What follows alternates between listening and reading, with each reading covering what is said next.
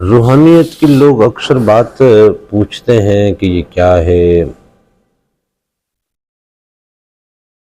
معاشرہ زندگی میں بھی لوگ روحانیت کی بات کرتے ہیں۔ دراصل معاشرہ زندگی جو ہے اس کا تعلق آپ کے قلب کے ساتھ ہے، اور طریقت کی زندگی کا تعلق آپ کی روح کے ساتھ ہے۔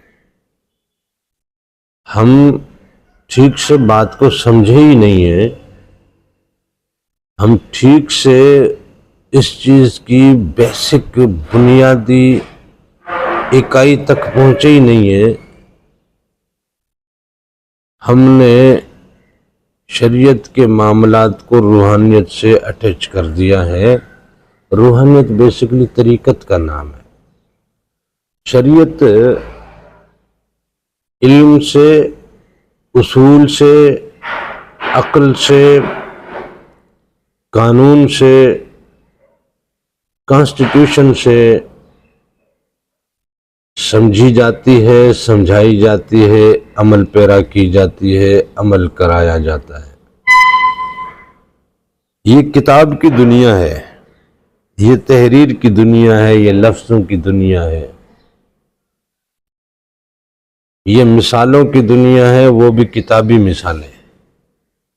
شریعت کتاب کی سند کے بغیر کام نہیں کرتی، لیکن روحانیت میں آدمی کا معاملہ بالکل ہی الگ ہے۔ وہ صرف اور صرف نقل کرتا ہے، اپنی عقل کا استعمال روحانیت میں ہوتا ہی نہیں ہے۔ وہ جو طریقہ اس نے اپنایا اس طریقے سے چلنا ہے۔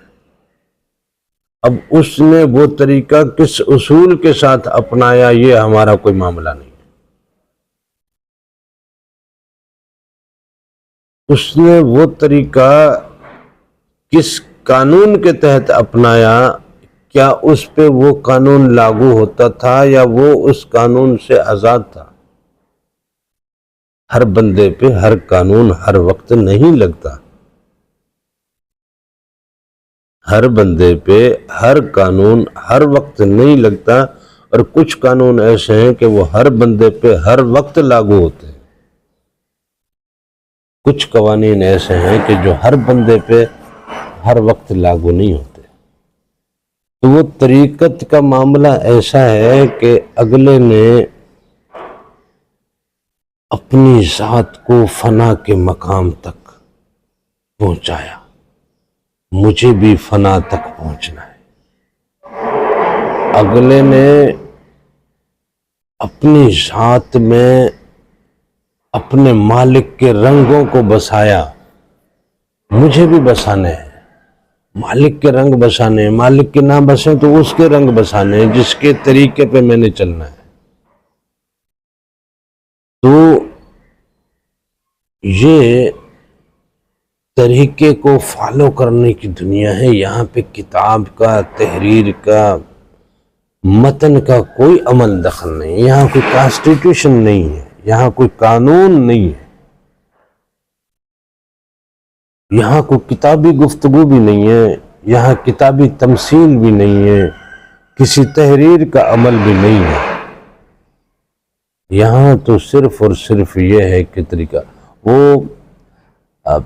حضرت اویس کرنی کو جب علم ہوا ہے کہ حضور نبی کریم صلی اللہ علیہ وسلم کے دندان مبارک شہید ہوئے، تو اس نے پہلے ایک پھر دوسرا پھر کرتے کرتے پوری 32 توڑ دی۔ کیا معلوم حضور کا کون سا دانت شہید ہوا؟ وہ بس عشق میں کسی اصول سے ماورا ہو کے حضور کا دانت شہید ہوا تو میرا بھی دانت اب نہیں رہنا چاہیے، بس وہ یار کے رنگ میں رنگنے کی ادا جو ہے، یار کے طریقے میں اپنے آپ کو ڈھالنے کا جو کی ادا جو ہے، یار سے یاری لگانے کا جو رنگ ہے، یہی روحانیت کا رنگ ہے۔ اسی رنگ کو روحانیت کا رنگ کہتے ہیں، اور یہی روحانیت ہے کہ اپنی ذات میں اپنے حبیب کا رنگ، اپنے یار کا رنگ اتار لو۔ اب یار آپ کا دنیا داری کا ہے، یار آپ کا دینداری کا ہے، یا یار آپ کا اخروی ماحول کا ہے، یار آپ کا ناسوتی دنیا کا ہے، ملکوتی دنیا کا ہے، جبروتی دنیا کا ہے، لاہوتی یا ہاہوتی دنیا کا ہے، یا عالم وحدت کا ہے، یا پھر عالم احدیت کا ہے، یہ تو پھر آپ کا یار کے سلیکشن میں معاملہ ہے۔ لیکن اس یار کے رنگ میں رنگنے کا جو معاملہ ہے وہ روحانیت ہے۔ کوئی قاعدہ نہیں، کوئی اصول نہیں، کوئی ذات نہیں، کوئی برادری نہیں، کوئی عمر نہیں، کوئی قید نہیں، کوئی حسب نہیں، کوئی نسب نہیں، بس عشق ہوا، اس عشق میں فنا ہونا، یہ روحانیت ہے۔ عشق ہوا اور اس عشق میں فنا ہونا، یہ روحانیت ہے۔ کوئی لالچ نہیں، کوئی مطلب نہیں، کچھ نہیں، کچھ بھی نہیں، بس یار کے رنگ میں فنا ہونا، یہی روحانیت ہے۔ ہم تو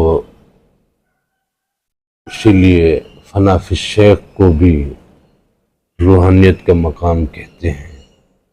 فنا فی الرسول تو ہے ہی روحانیت کا مقام، اور فنا فی اللہ تو پھر عشق کی معراج ہے نا، عشق کی معراج ہے۔